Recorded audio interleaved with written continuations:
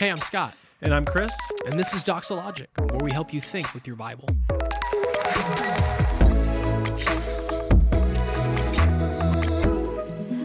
Are some angels perfect, or do all sin?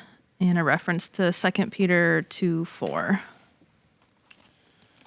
Also, was that mosquito trying to get you too? I was swatting it. I saw that. There are just different things that people don't understand are happening in the studio. Yeah, when we there's get mosquitoes together. in here. I'm like, get out. How does it? If you saw like a karate chop, How does this happen? that wasn't me on marijuana. That was me karate chopping. 2 Peter 2:4 says, "For if God did not spare angels when they sinned, but cast them into hell and committed them to chains of gloomy darkness, to be kept until the judgment, if he did not spare the ancient world, but preserved Noah, herald of righteousness, and 7 others when he brought a flood upon the world of the ungodly." I'm going to stop there because it's a long sentence, but that's what they're asking about. God did not spare angels when they sinned, but cast them into hell and committed them to chains of gloomy darkness to be kept until the judgment. So the question is, it says, are some angels perfect, or do all of them sin? I would argue yes to the first thing. Some angels are perfect in that they are sinless. They have not ever disobeyed God.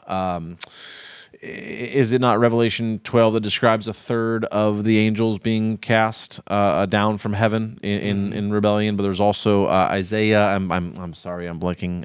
Where the morning star rebelled against God, and so you have tracking these down, Chris, as you say it. Thank you. You have some level of maybe mystery in terms of we're trying to piece these things together. We have got some. It's Isaiah 14. Okay, we've been given some visibility beyond the veil, if you will, from finitude and creatureliness to eternity and the spiritual realm. Some in the scriptures, but not like a whole book of the Bible that's going to explain all this to us, but that many rebelled with Satan, who was formerly maybe the greatest angel of light, the bright morning star, I believe he was called, and he fell, and many followed him, but many didn't. And I from my understanding, many didn't and won't ever. And they are perfect in that they are sinless. What do we got out of Isaiah 14? Well, Isaiah's the how you are fallen from heaven. This is verse 12. O day star. So comparison of a nation to the fall of Satan.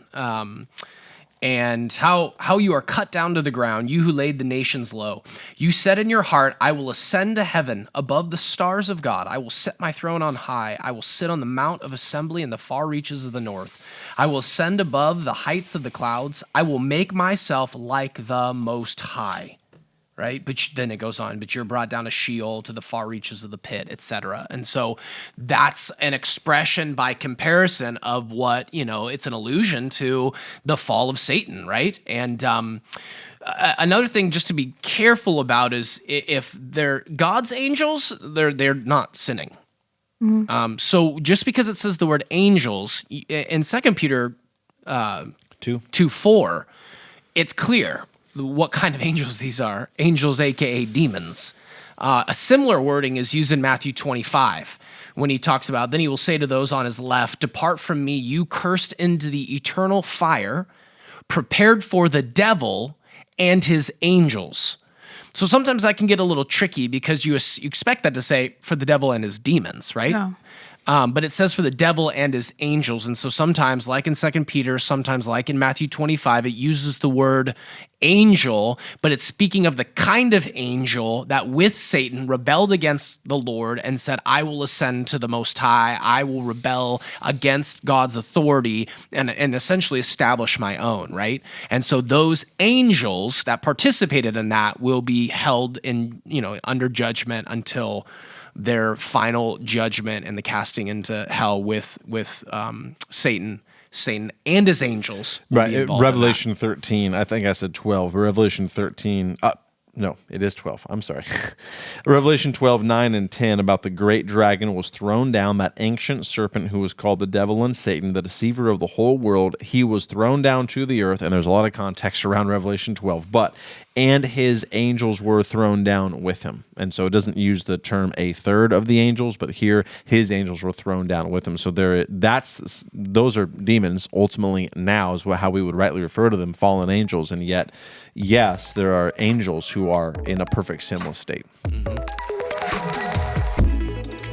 You've been listening to Doxalogic, a podcast by Doxa Church in Rockland, California. To learn more, visit us online at doxa.church.